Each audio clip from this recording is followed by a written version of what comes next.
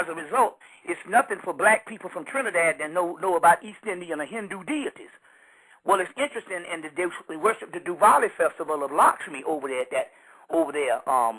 every year. But it's interesting here, they got one of the tallest statues of Hanuman in the world in Trinidad. And he went to that Trinidad before he went to Mexico. Now, you know he has a tattoo of Hanuman and a chain bracelet of Hanuman, Barack Obama, or the Monkey King. So therefore he was fortified when he went there spiritually. And so by the time he went to Mexico, the strain that was meant for him didn't take, as far as the so-called germ warfare, what we call swine flu. So as a result, after he left, it had an epidemic broke out because the simple fact the guy that was one of the curators of the museum and one of the heads of the conference died. But they got pictures of him shaking their hands with Barack Obama. You see what I'm saying? So, but now, by the time it got to America, it ended up being a lesser strain that they just basically just pulled out, just a common flu, and everybody started coming down with.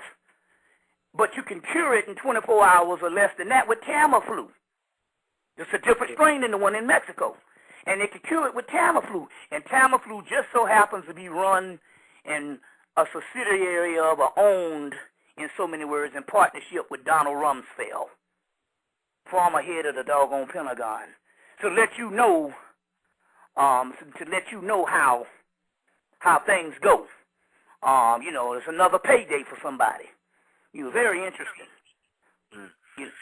Now, do you think this is something black people should be concerned about, the swine flu? It really didn't take that much. It was supposed to be a major ordeal with the Obama thing. When that didn't go down, they just made it into a regular little flu and then spread it a little bit around the world. But pretty much it just went to the whole fear factor. You see what I'm saying? So I don't think you should.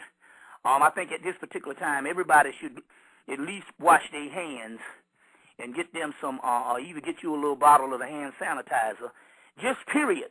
So this swine flu, although it's not going to be the epidemic that they thought, but it should teach us a certain lesson that we need to do this on a hygienic level. You see what I'm saying? For all the time. This is one of the norms. You got to wash your hands, and I suggest you should clean out at least once a week.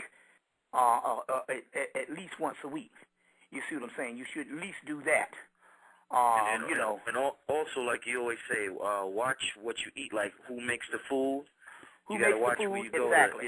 Yeah, that's very important. Exactly. I want to tell a lot of sisters out here, if you're getting your hair done, make sure that the person that you're just doing your hair don't know you personally or either is all right with you. Don't never get in a chair with somebody you got a beef with or a past thing, because, sister, we hold, you all hold grudges for years over little small things. But I do know this, when you get in a chair, when somebody is doing your hair, and the brothers can do this too, if somebody's doing your hair, and you get in and you let them do their hair, if that's directly related to your crown chakra, and that you're supposed to be impartial, that person's supposed to be impartial to you, and you should have no type of issues or anything with that particular person, because the first thing will start happening is your hair will fall out. Mostly to the women, the hair fall out, and the men, they get them razor bumps. You see what I'm saying? Those razor bumps on the back of the head, because that's actually the neck and stuff. So it's the same skin that is up under your chin. So make sure, that's one thing that's very key, is you don't let, don't fill it all the way up. You don't let these certain people you don't know either cook for you or either fix your hair. You see what I'm saying? That's very key. The hair is very sensitive. But like I said, you don't, this whole concept of, well, let's bury the hatchet, let's go eat lunch together. You don't supposed to eat lunch with nobody that you're not sure that's on the up and up with you. You see what I'm saying? Because this is also things that lowers the immune system and different things like that. You see. So this is some interesting stuff. As a matter of fact, the brother Panic had a transmission from this Raphael. Raphael is the god of healing, And the last people that went to my lectures in New York, went to my lectures the last couple of months, I was selling this picture called The Singers of Healing. And it healed some people from cancer. Come to find out, that was actually Raphael. But Raphael, Panic had a transmission from Raphael that came through and said that, we have these ancestral energies on the sun. And these ancestral energies that try to transmit energies down to us, the melanated people, and beam these energies down to us through sunspots.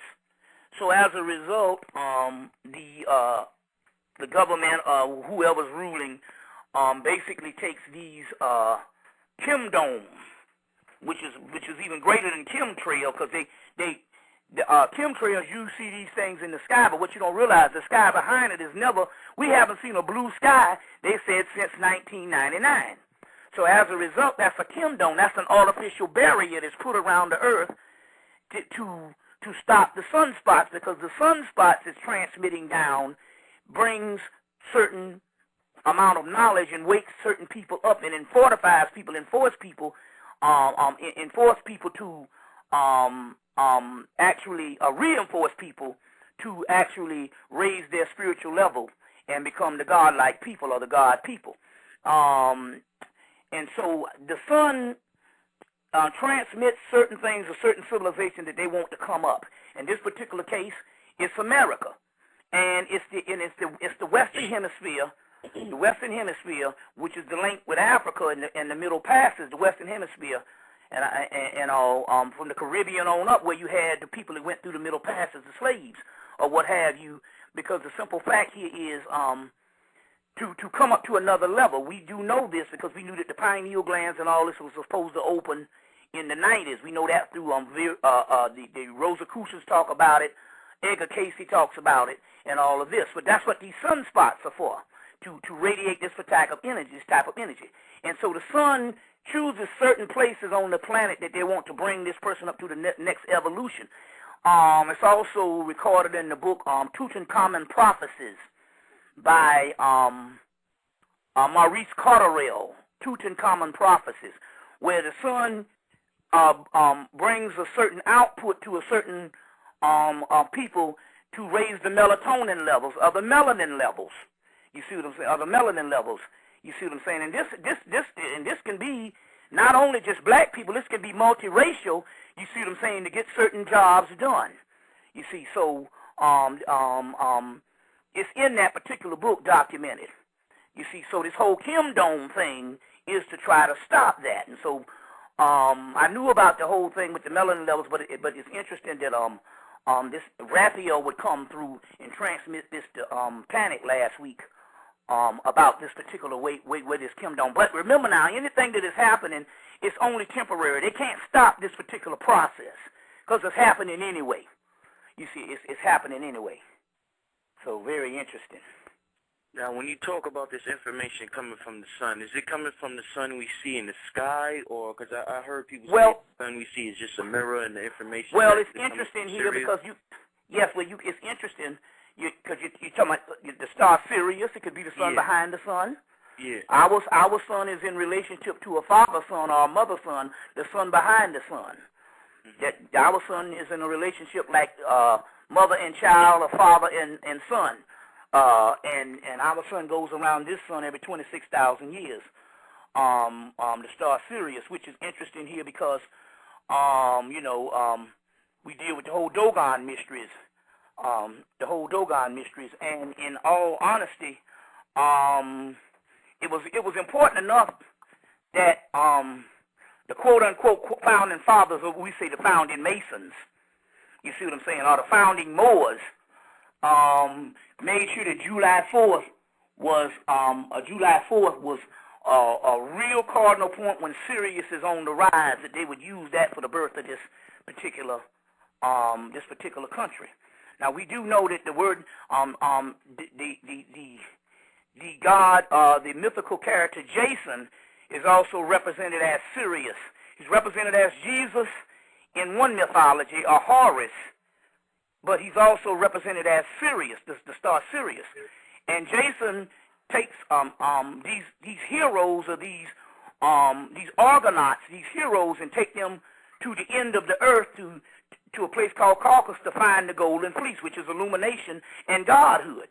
Well, it's interesting here that there's 50 oarsmen on the boat, or the Argonautica, the ship, and which also represents the 50 states in the United States. So it's not by mistake that the whole thing is founded on Sirius and all of that. A lot of that stuff is also in the book. As far as the whole Sirius and the whole connection in that monuments. Let me see if I can get the name of the book. Secret Monuments of Our Nation Capital or something. I'm paraphrasing, but I think it's either Secret or Sacred Monuments of Our Nation's Capital. And while we're going on, I'll try to find the author of that particular book. So we're dealing with a lot of stuff, especially now we're going into the summer solstice very soon, within next month. So it's very key. Now we might have to add also that this is one of the reasons why I think it's June the 12th that they would choose to put this put us all on digital with this whole digital cable thing. You see on the June the 12th. Now you know that Barack Obama, it was supposed to happen on February 19th, I think. But at that particular time, he had just gotten in office, and they had all this stuff with the meltdown and all this financial problems in the United States. So he put this thing on hold, and he put it on hold. But my point here is if it's something that's benign or something that's not going to be that big of a deal, why would you put it on hold? You see what I'm saying? And like I tell the people, they need to still go see the movie The Signal that came out in I think '07.